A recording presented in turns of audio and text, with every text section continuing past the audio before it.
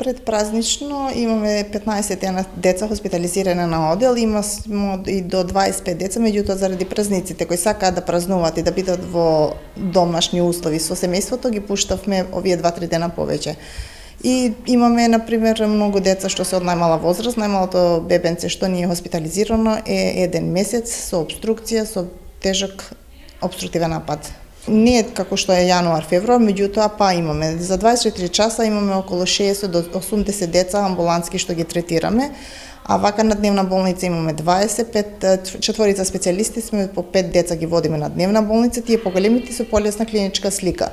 Меѓутоа имаме голем број во зависност од другите години. Како вирус најпрво превладуваат температура 2-3 дена со горно-респираторни симптоми, носна секреција, кашлица, ретка надзрдителна, меѓутоа после 2-3 дена може да дојде до нагло влошување на состојбата со обструкции, тешко пневмонии, тешки бронхиолити. Имавме, ми се чини дека овој месец околу 20 деца што бева до месец дена.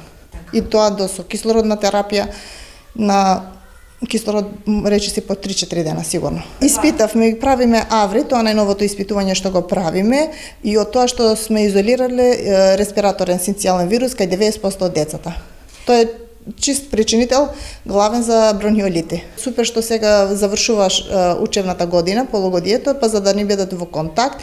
Инаку треба, например, првите симптоми ако ги приметуваат родителите да не ги праќаат или во градинка или во училиште, за да не се доаѓа до мешање на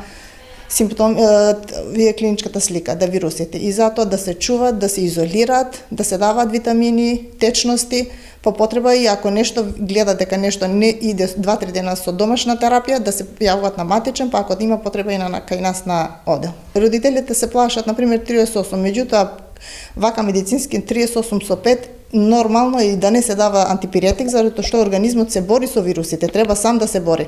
Ако трае тоа 39-3-4 дена, тогаш треба да се стварно загрижуваат.